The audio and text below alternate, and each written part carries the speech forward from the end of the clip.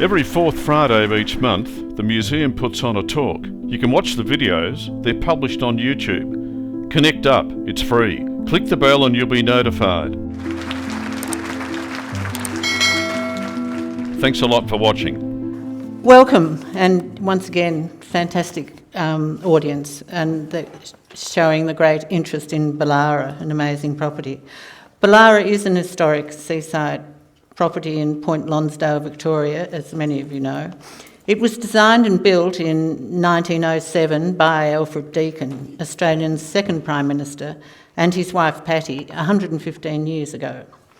It's the most intact house of any Australian Prime Minister, retaining its original furnishings, exceptional bush garden with rare local flora, and holds historical significance as part of Deakin's life and legacy.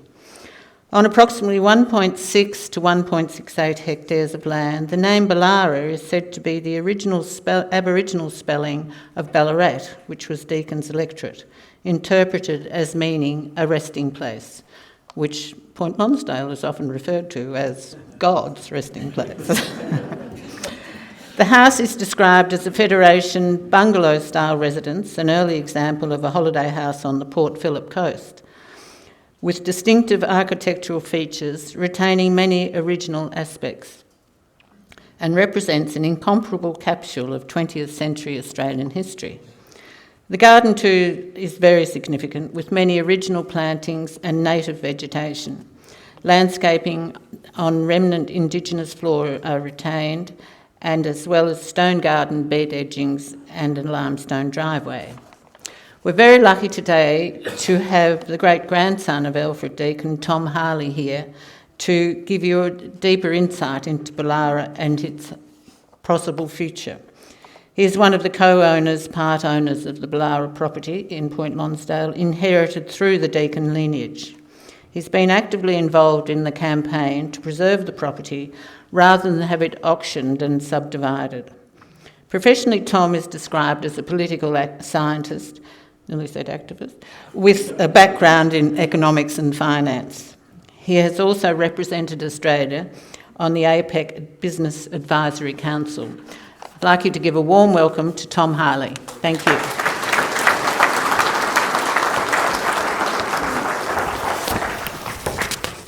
I'm afraid, seeing this enormous crowd, that you're here under false pretences.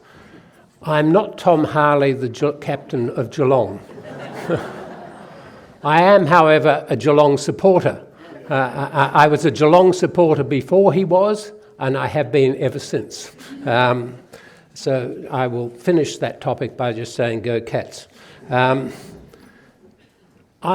want to issue two disclaimers. First of all, I got back from China late last night, so I wanted to, so if I'm particularly incoherent, that's why. And secondly, I'm going to talk about a subject that I'm very passionate about and that I know an enormous amount about, so I'm prone to go on too long. So when you start looking at your watches, I won't worry, but it's when you bang them on the floor to see if they've stopped, I'll become concerned. And thank you, Mary Lou and Phil, for your welcome today, and thank you for what you do for this community on heritage matters. One thing I did in an earlier life, please. Back in 2000, John Howard, in a fit of madness, made me the chairman of the Australian Heritage Council, which gave me, for the next 6 years, a huge role in putting together the National Heritage List, but most importantly, interacting with so many of the community groups involved with heritage. And it's one of the richest seams of this country that is, and one of the least appreciated. That's a bit of an agenda. I want to talk about what is Ballara, and then I want to talk about its denizens. And I will really talk about the people who live there, their lives, because that's a way of talking about the house and the collection. And then I'm going to end up talking about the future. Mary Lou said Ballara means place of rest, and Ballarat has the same derivation. I'm not sure how many people rest in Ballarat. I think more people rest in Ballara. It was chosen by Deakin because he valued rest and he valued a place where he could be quiet and reflect. The family started coming to Point Lonsdale in the mid-1890s. And partly that was because Deakin's father-in-law, who was a formidable man called Hugh Junor Brown, I'll tell you a bit more about him in a moment, he holidayed at Flinders, and the family used to go to Flinders. I think he'd had enough of that, Deakin had had enough of that, and he and his wife decided they'd come to the other side of the bay. This may be familiar to some of you. Many people seek refuge on this side of the bay in preference to the other one. And for years they would rent places, and there was Ripsey, and I'm not sure where Ripsey is, but it's somewhere in Point Lonsdale, and it was a boarding house. And I know that Deakins was staying there, at least Pattie Deakin and the three daughters were staying there on January the 1st, 1900, because I have a playbill for some performances they did. Sorry, 1901, not 1900, which was the day of Federation's consummation. And Alfred was in Sydney, but the girls were down at Ripsey. They also stayed in a house called Utopia, which is still there in Cheshunt Street. And I have a lot of letters that they wrote from Utopia, so I can date when they were there. They were modest cottages. You know, we're not talking Portsea Peninsula palaces. We're talking houses that were kind of understated. They bought a house by Dray from Ballarat, a cottage, which was known as Old Ballara, but it was named Ballara when it was extant, and that was on the site that Ballara is now on. But in 1907, when Deakin was in his second term as Prime Minister, he and Pattie designed the house that now stands. And it was built on the basis of architecture that they'd seen on their visit to California. The Deakins went to California when Alfred was a minister in the Victorian government to study irrigation. And as a result, they came back and formed a relationship with the Chaffeys and developed Mildura. But in their time in California, they went and stayed in the redwoods and in the various forests, and they were struck by the kind of architecture that embraced the environment, brought it into the house rather than shutting it out, and Pattie used the inspiration of that to design the house herself. In 1903, the Deakins bought 7 acres, and that was eventually divided into 2 large blocks, the other half being bought by Deakin's son-in-law, Herbert Brooks, and I'm delighted that my second cousin, Andrew Brooks, and his wife, Robina, are here. Andrew and Robina own a Rilpa today. Very wisely, they have one ownership rather than Ballara. We should have had a culling, and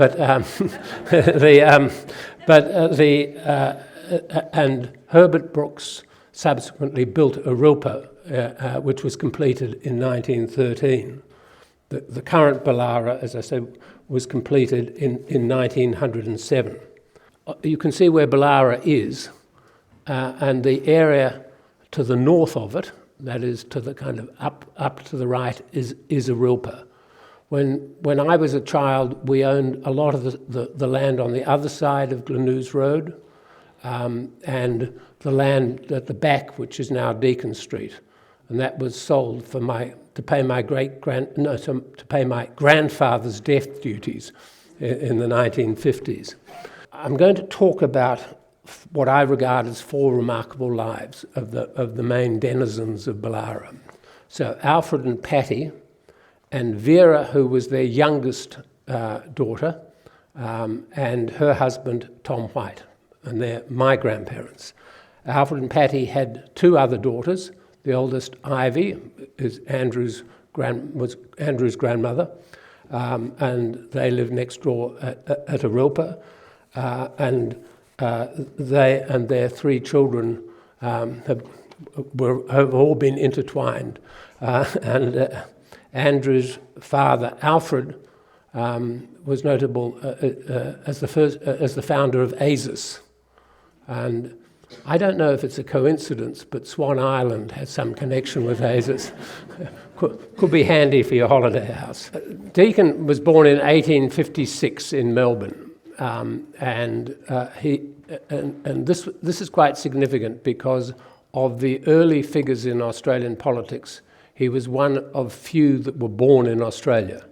And they formed an association which became very influential in the campaign for federation, called the Australian Natives Association, ANA. It's probably politically incorrect in today's terms. I mean, they were native by birth, but not indigenous. The Deakin was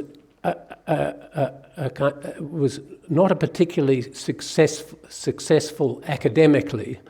I don't know that he actually completed his law degree, but he practiced law and became a journalist, and was adopted by David Syme, the very powerful owner of The Age, and propelled into politics, winning a seat in state parliament at the age of 23.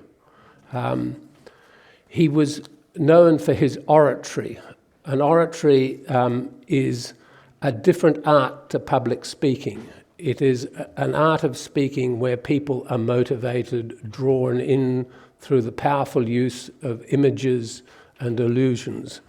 Deakin was incredibly well read and could potently deploy his knowledge quite off the cuff in making speeches. At the age of 30, he went on a trip to England, his first trip to England, in 1887. And this was for the 50th anniversary of Queen Victoria's accession to the throne, and really made his mark there, not just because of his oratory, and he was by far the youngest of the Australian delegation, but he was the only Australian-born member of that delegation. And he had a famous confrontation with the British Prime Minister in the first weeks of the trip, who was the formidable figure, the Marquess of Salisbury, who was twice British Prime Minister, and their paths crossed a couple of times. Because Deakin took on the British on their desire to give their half interest in the New Hebrides to the French. And Deakin discerned that there was not necessarily an alignment between Britain's national interest and the nascent colonies of Australia's national interest. And he ultimately won the thing, but it was regarded as a deeply kind of subversive and insolent act to take on this venerable figure.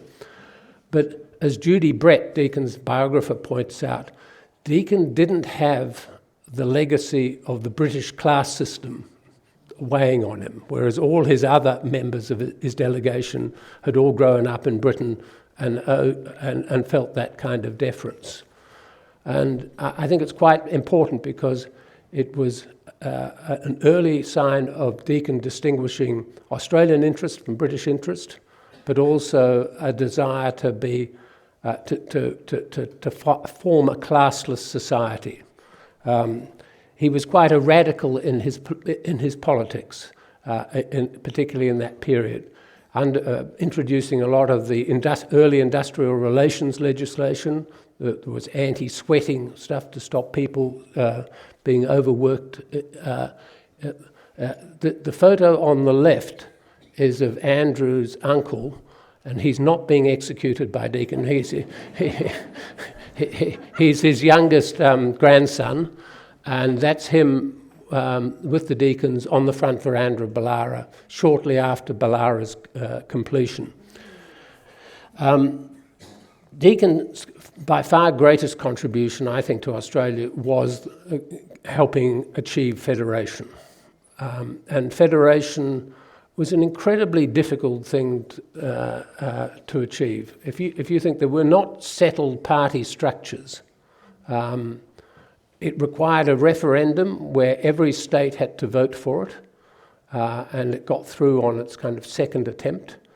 They were asking the state governments and a whole generation of politicians to give up power to a new institution. I was interviewed by Tony Abbott at Ballara the other day for a documentary that he's making on Australia, and we talked about it, and I said, well, Tony, you know how easy it is to defeat a referendum. Imagine trying to get one up. And Labor, of course, opposed federation. It was achieved despite their efforts, and many of the other parties were not keen on it. When the federation was established, he was sworn in as Attorney General in the Barton government, and then succeeded Barton as Prime Minister. A cynic might think it was quite interesting that one of Deakin's greatest achievements as Attorney General was to get the legislation for the High Court through the Parliament. Many of the more conservative members of the Parliament wanted a High Court that was a collection of the state Supreme Courts. Deakin wanted a strong High Court that was going to help build a national interest, modelled more on the US Supreme Court. And then it'd be interesting to replay this in today's political environment. The first appointment they make to the High Court, Deakin appoints Edmund Barton as Prime Minister to go onto the High Court and then succeeds him as Prime Minister. I don't think it was as cynical as that, but it was. But it would look odd in today's thing. Deakin then was Prime Minister for a total of 3 different terms. The longest and most productive was in the period when he built this house, between 1905 and 1908. And in the early days of the Commonwealth, they're establishing lots of the points of architecture of the Commonwealth. The Conciliation and Arbitration Commission, the Australian Defence Forces, more mundane things like the bureaucracy, the Weather Bureau, and the Mint. And I've got over there, I've got the first shilling minted by the Mint, which was given to Deakin. He led a very public life, but had an intense private life, where he read incessantly. And in Ballara we have a lot of the books that he, I think, probably brought down from Melbourne, where he was reading French literature and the latest in English literature. He rarely used Ballara to entertain. Of course, Parliament was sitting in Melbourne up until 1927, and the Deakin's house in Walsh Street in South Yarra was really the centre for his political and public life. But at Ballara he took very few visitors, except notably the one on the left. That's Joseph Cook. And Joseph Cook became Prime Minister in 1913. Up until 1909, the Parliament was made up of Labor, Free Traders and Protectionists. And Deakin was a protectionist, and he tended to rule with the support of Labor, but it wasn't in a formal coalition. In 1909, the Free Traders and the Protectionists joined together to create the first Federal Liberal Party in what was called the Fusion. Deakin did not like George Reid, who'd been the leader of the Free Traders up until his retirement in 1909, but he thought he could do business with Joseph Cook, who succeeded Reid. And Deakins invited the Cooks to Ballara, and they spent time together, and Deakin used that time to size him up. He liked to see him in the family context, and for the two families to meet to get to know each other. And you can see the relaxed way they're strolling around the garden in their ties and average beach wear. But it was, so I don't think I'm stretching it to say that Ballara had a critical role in the creation of Australia's two-party system. In the middle there is Wilfred Brooks, Andrew's uncle, who was their first grandchild. I now want to turn to Pattie. Pattie Deakin was some years younger than Alfred, and they met in very interesting circumstances. Alfred was a spiritualist. He used to go to seances. In fact, he wrote a whole version of Bunyan's works, thinking he was being guided by Bunyan in writing it. We've still got a copy. We've still got copies. I'm not sure if you've read it, Andrew, but it is a struggle. But he met Pattie, who was acting as a medium for her father, who was Hugh Junor Brown. Hugh Junor Brown had come to Melbourne in the late 1830s. He successfully bought a cargo of sugar from the West Indies into Melbourne when there was a sugar shortage. Very good move. He cleaned up big time, and later he adopted spiritualism, but he also became a distiller. So he was a spiritualist in two senses. But he disapproved of Deakin. He regarded him as radical. I remember my grandmother telling me, who knew her grandfather, Hugh Junor Brown, that he could never get over her father's view that anyone's vote should be the same. That Hugh Junor Brown didn't think his coachman should have the same voting power as he did. So when they got married, Hugh Junor Brown didn't settle a dowry on Pattie.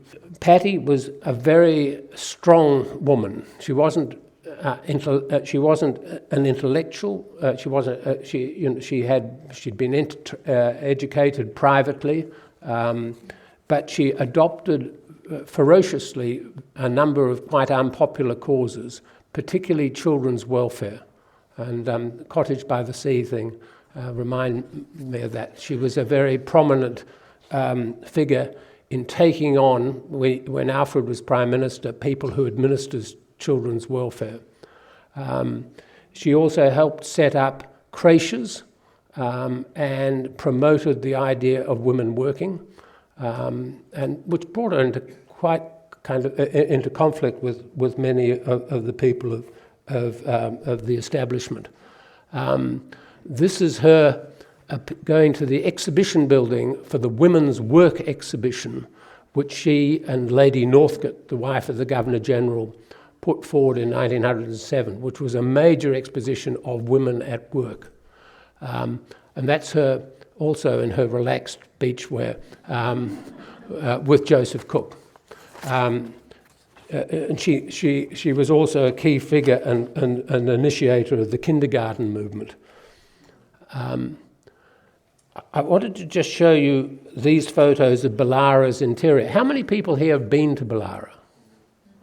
Yeah, quite a few. Not enough. We've got a plan to rectify that, which I'll get to. This is the main room at the front of the house, and the dining table and chairs are original. The desk that is there was Deakin's desk as a barrister. And he brought that down when Ballara was built, and that's the other end of the dining room, and what I think the best fireplace I've ever come across in the world. It has the warmest fires, it draws brilliantly, and whoever designed it deserves some kind of medal. As I say, many of those books are original. That's a nice portrait by Phillips Fox of Pattie, and that's Pattie in her last years. She died at Ballara, and she's holding her youngest granddaughter, who was my mother. And that's her on the front veranda at Ballara, looking at my grandmother Vera playing with Wilfred. When Ballara was built, the veranda looked over the heads, and the windows that are on the front of the house look straight across the heads. Today, if we go upstairs, we can see across the heads, but just.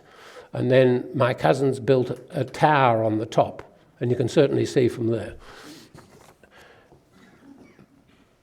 Pattie was, and I think this is very significant about Ballara, they wanted a native garden. Most of their contemporaries would have had a European garden. They would have had rose arbours and things like that. The Deakins were very knowledgeable and valued the native garden enormously.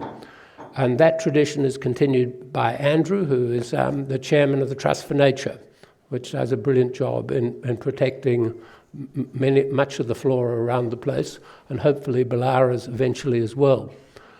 As Mary Lou mentioned, the garden is full of really interesting trees, and particularly the grass trees, which are incredibly ancient. I mean, the oldest one that I know of is taller than me, and I'm sure there are botanists here, but they say they grow a foot every 100 years. Pattie painted, and she went round the garden, and these are some of hers. We've got about 30 of them, of wild orchids that she found and painted that are in the garden. Many of those species have, are either dormant or we can't find them in the garden. At Arilpa, where there isn't the tea tree canopy, there are many more orchids that can be found. And they may all still be latent in the soil. Pattie painted loved painting the seascapes, and those are some that we have. But their intellectual life meant that particularly Alfred read a lot and corresponded with a lot of authors around the world. And in the collection of papers that we've got are letters from Rudyard Kipling, who he would go and visit in the UK. And I think what's little known is Joseph Conrad, the author of Youth and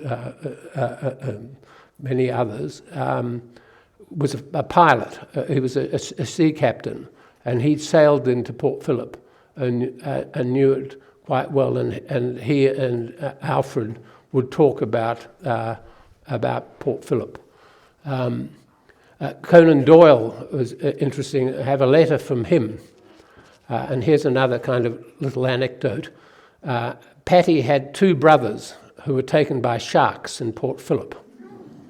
And their father, Hugh Junor Brown, of course, immediately consulted his medium, as one would do, and was told to go to a pier where a boat was brought in with the remains of the boys.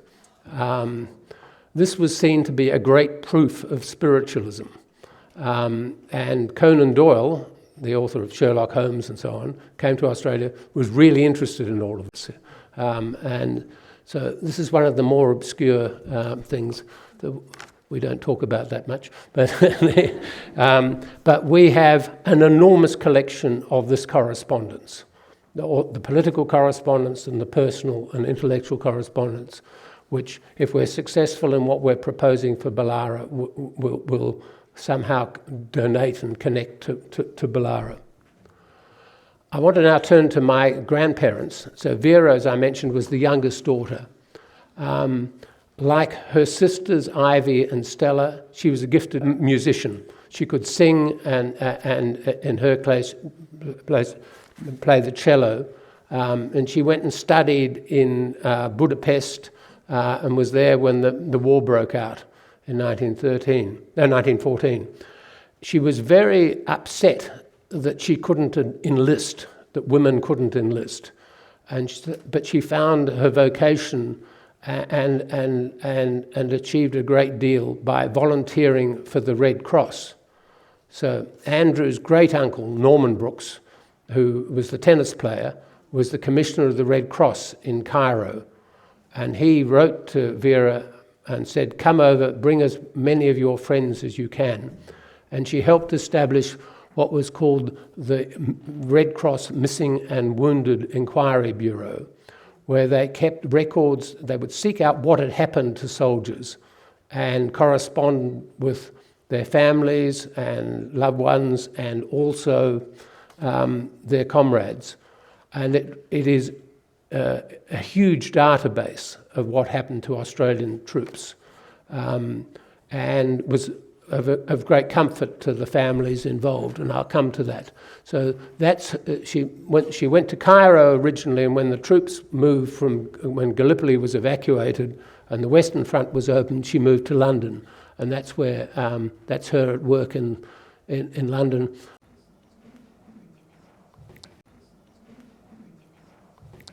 And that's her with her future husband. I think she was best described as a humanitarian activist, and a very good biography of her was written by Carol Wood.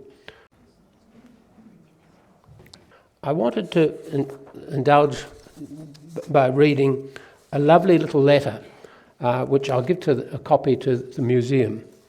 This is from a man called Mort Robinson, treasurer, written for and on behalf of the Port Phillip Sea Pilots. Dear Miss Deakin, I have the honour to accord to you on your arrival at the Heads an official welcome to Victoria from the Port Phillip Pilots, and to express a high appreciation of your good offices in connection with the welfare of our soldiers during your lengthy stay in Great Britain. As the daughter of the Honourable Alfred Deakin, you would always be entitled to considerable courtesy from our service. But in addition thereto of our intimate knowledge of your efforts, we have no hesitation in placing you on a similar high plane to your illustrious parent in Australia's estimation for services rendered to the Commonwealth, as in connection with the handling of numerous troop ships during the past few months, and coming into contact ashore and afloat with innumerable diggers. We are all well able to appreciate the deservedly high satisfaction in which you are held by thousands of fighting men. You don't get letters like that these days. But she was a remarkable woman and did the same thing in the Second World War.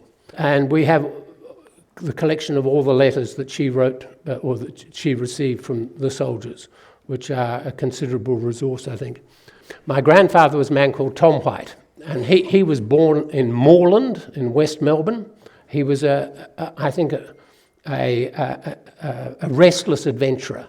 And when the opportunity came to learn to fly, he went to Point Cook and was in the first 4 people to get a pilot's license as in the army. That led to the establishment of the Australian Flying Corps, and he was posted to Mesopotamia, today's Iraq, and was in Basra, in flying that, that looks like a 747, doesn't it? That's him. And he would fly behind enemy lines and cut wires and then fly back again. Except one day he didn't. He was captured by the Turks. And he spent a couple of years as a prisoner of the Turks. He wasn't keen on the Turks. He once wrote a book about his time there called Guests of the Unspeakable, which I think was possibly politically incorrect. He escaped, dressed as a Turk, and went in the bilge of a boat across the Black Sea to Odessa. Now that was good. Half of that was good. The bad bit was he arrived in Odessa in the full throes of the Russian Revolution. And when they arrived, the crew stoked the officers into the boiler. So he thought the best thing was to get out of town, and eventually found his way to England. And he knew no one in London, but he'd been corresponding with the Red Cross. He went and he met Vera, and in 2 weeks they were engaged. And the rest is history. He had a very interesting career. After he returned from that, he went into Parliament. He was in the Lyons cabinet as Minister for Trade and Customs, and then he was one of the founders of the Liberal Party in the Albury Conference. He and Menzies had a fractious relationship, but they kind of got to respect each other, and Menzies appointed him as minister when Menzies won in 1949, and then bunged him off to London as High Commissioner in 1951, which was terrific because it was, they arrived, the King promptly died, and in fact my grandfather was the last man to be knighted by George VI. I don't think it was causal, but I think largely because his name began with W. But he served as High Commissioner, and with my grandmother did a lot of work, particularly for young Australian artists and poets, because they were very interested in that. War and remembrance of war and honouring of people involved in war was a central theme for both their lives. And this is pertinent to here because my great-grandmother, Pattie, gave the land on the corner of Ballara for a war memorial, and this is a picture of its opening in 1925. Sorry, I was wrong when I said it was 31 earlier. And it was opened by a friend of the family, Donovan Joint, who was a VC in the First World War. Tom White made his maiden speech in the Federal Parliament on the subject of a call for a national war memorial, which was eventually built. I won't go through with this, but these are just examples of some of the materials we have in the house. That's the photo of the first cabinet, with Edmund Barton sitting next to Lord Tennyson, who was acting Governor-General, with Deakin on the right. Tom and Vera had 4 daughters, all of whom were owners of Ballara. Ballara was gifted to them by my grandmother before her death in 1978. And my mother was the last of them, and she died nearly a year ago. The 4 daughters all had lots of children, and hence Ballara has 10 owners. Ballara, I mean, for my mother and her sisters and our families, has been absolutely central to our lives. It's been the basis of many of our friendships. There are so many multi-generational families connected with Point Lonsdale, whom we've known forever, and for them, they've known us. And I think through all of that, the place has been known and valued by the community. So the current ownership structure is just not tenable, and various cousins with different priorities. Some of them don't live in the state, and so on. It's a considerable asset for them, and a considerable cost. So there has been an agreement that the place will be sold. And I have been trying to raise support for it to be in public ownership. And the proposal that we've had is that a trust be formed, and my brothers and I will give a share which, if you value Ballara at about $8 million, our gift will be equal to $1.4 million. And my proposition is that the Commonwealth should match money that we would raise from the community. Some of you in this room and many others have been very generous, and we've raised a pledge of $4 million, including the donation we will make. The Commonwealth has put considerable effort into evaluating it, and I am confident that it will make an offer, which, combined with the money we have raised, would transfer it into public ownership, helmed by Deakin University. In the process that we've agreed to with among the family, is it now goes to an expression of interest process. So in coming weeks, signs will go up calling for expressions of interest in Ballara, and the likely closing date for those expressions of interest are the 1st of December, when offers will be evaluated, and it's my hope that public ownership will be the outcome. The public ownership will require that the land be kept intact, an absolutely binding condition that there's no subdivision or development, that the house is protected and preserved and open to the public, and for other public uses, which have to be done sympathetically to ensure that that fits with the community's desire. The support from the community has been enormous. And Philip Miso is here, Gary Spry, who are on the committee that have been working with us, along with Lisa Neville, Sally Hawkins, Di Rule, Ian Roberts, and Tony Walker, who's a war correspondent from Barwon Heads. Very essential skill in this kind of campaign.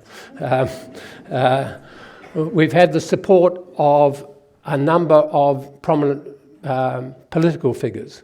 Barry Jones, who's a dear friend and has been a huge enthusiast, and Steve Bracks. Steve rented the house many years ago and is very fond of it, and he's supported us on the one condition that he's not made to sleep in the beds again, because they're incredibly uncomfortable. And also Julie Bishop and Malcolm Turnbull. The other person that's been a huge support in this is Judy Brett, who was the last biographer of Deakin. And it's a book I commend to you. The Borough of Queenscliffe has been very supportive and has kindly agreed to pledge funds for it. We had an open day on Easter Monday, which some of you may have come, and it staggered us. 700 people came with only a few days' notice. And then we had a petition of 6,000 people, which I think has resonated with the government. So on that hopefully note of hope, I should conclude.